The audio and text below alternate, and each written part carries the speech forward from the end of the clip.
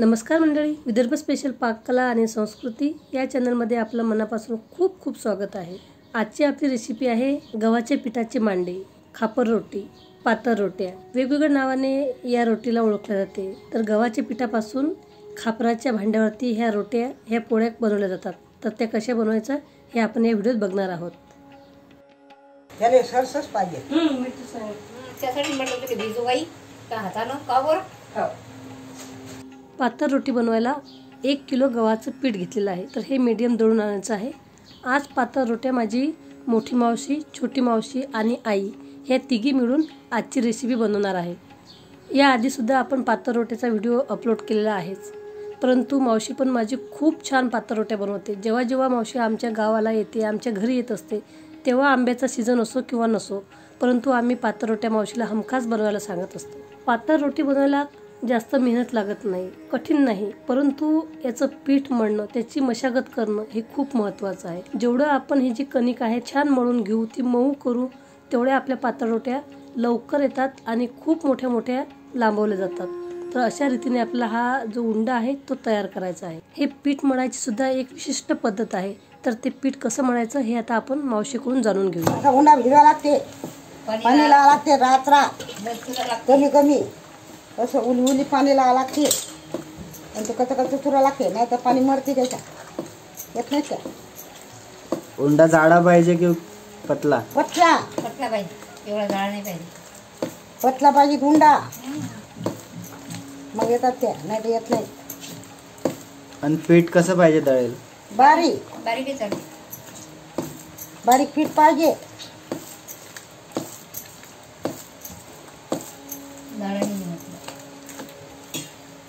नंदाच्या घरी मॅच पीठ भिजवलं, मॅच भिजवलं, असं सगळं बोला लागते व्हिडिओ मध्ये, सगळं सांगा लागते, सगळं सांगा लागते। मीठ बरोबर टाका लागते, साध्या पोळ्या शिल्लक टाका लागते, अदलीले मुठभर दोन शराले उन्हा मुरला की लागे पाणी लावा लागते, असं रात्रा नाही जाते, नाही मोठ्या लावून मग ते पाणी मरते त्याच्या, असं रात लावलं चुरा लागते। उंडा एकदम मऊ करावं लागते। उंडा हाताने घेणं असा असा उंडा करायचा, मग असा आधायचा, असा आधाय लागते, मग चोपडा करावं लागते, असं उंडा करावा लागते।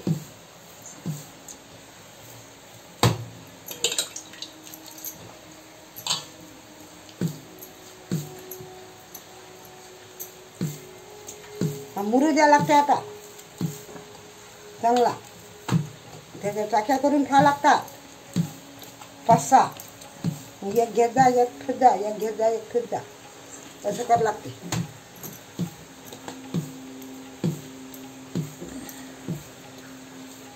मग झाला आता उंडा पूर्ण,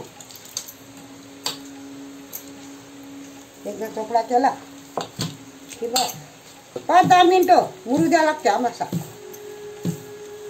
चाक्या करून ठेवा लागतात, 7-8 चाक्या करणं पडतं तिथे, तेव्हा मग पातळी गळणं पडते हातावरती। झाला आता उंडा चूर्ण, आता चाक्या करून खा लागतात याच्या, एकदम मऊ झाला तो उंडा। मावशी, हे पातळ रोट्या करायला गहू कोणते पाहिजे? ते आमच्या इकडे लोकवन आहेत बाई, म्हणजे लोकवनचे चांगले येतात मग नाही? लोकांचे आता ह्या कोणते आहेत आणि काय त्याचं काय नाव नागाव नाही। 8 ते 10 मिनिटांमध्ये पीठ मस्त मळून तयार झालेलं आहे। तर पीठ कसं मळायचं हे आता आपल्या लक्षात आलं असेलच। परत मावशी याला व्यवस्थित आता मळून घेऊन थोडंसं पाणी लावलेलं आहे आणि 10 मिनिटे मुरायला ठेवणार आहे। त्याच्यानंतर याचे छोटे छोटे गोळे तयार करून याच्या पातळ रोट्या बनवायला घेणार आहे। तर बघा, आपल्याला पातळ रोटी किती मोठी बनवायची आहे त्यानुसार गोळे करायचे आहे आणि हाताला तेल लावून हातावरती असं एक प्रकारची भाकरी म्हणा तशी बनवायची आहे आणि अशा रीतीने याला आकार द्यायचा आहे। तर तुम्ही पोळपाटावर सुद्धा जशी आपण पोळी लाटतो तसे पोळीसारखी पोळी लाटायची, नंतर हातावर घेऊन ती पातळ बनवायची। ह्या पातळ रोट्या तुम्ही रसासोबत खाऊ शकता किंवा रव्याच्या खिरीसोबत म्हणा किंवा तांदळाच्या खिरीसोबत त्याच्यासोबतही तुम्ही खाऊ शकता. असं नाही की फक्त आंब्याच्या सीझनमध्येच ह्या पातळ रोट्या तुम्ही बनवून खाऊ शकता, असं नाही.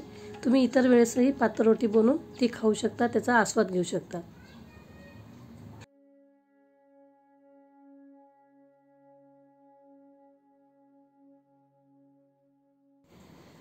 आज पातळ रोटीसोबत तांदळाची खीर, भजी, कांद्याची भाजी, कढी, पापड, कुरडई इत्यादी पदार्थही तयार केलेले आहेत. तर आता पुन्हा आपण बघत आहात की अशा प्रकारे हातावरती या हातावरून या हातावर ही पातळ रोटी घ्यायची आहे आणि थोडीफार ती लांबवायची आहे.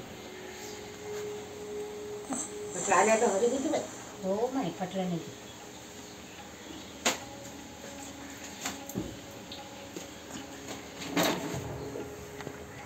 हे झाडे झाले ना? नाही झाली झाली गाडी होते काय काय ना किती पतली आहे. जेवढा आपण उंडा लवचिक तयार केला तेवढी पातळ रोटी मस्त लांबते, पातळ होते. सुरुवातीला 1-2 जमणार नाही, परंतु सरावाने पातळ रोटी छान प्रकारे आपण करू शकतो.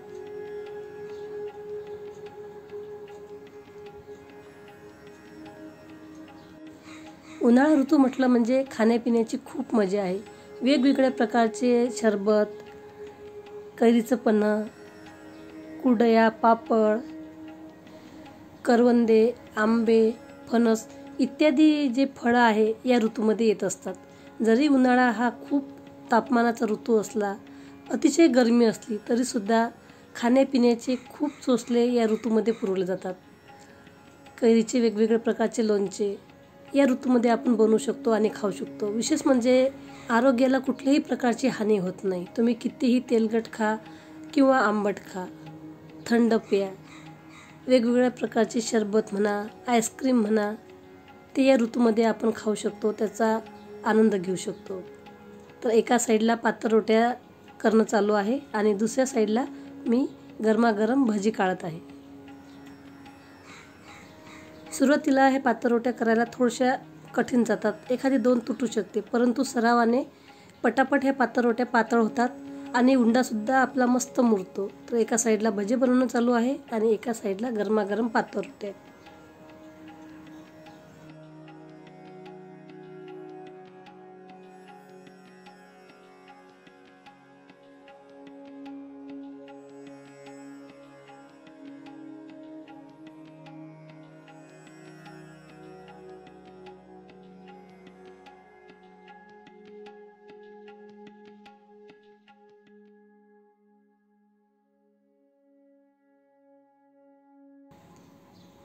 अशाच प्रकारच्या नवनवीन पारंपरिक रेसिपी आपल्याला बघायच्या असेल तर विदर्भ स्पेशल पाककला आणि संस्कृती हे चॅनल बघत राहा.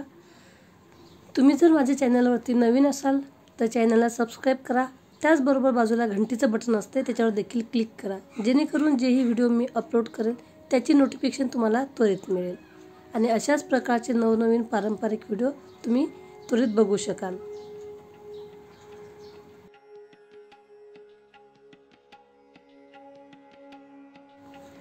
व्हिडिओ आवडला तर व्हिडिओला लाईक करा, कमेंट करा आणि शेअरसुद्धा करा.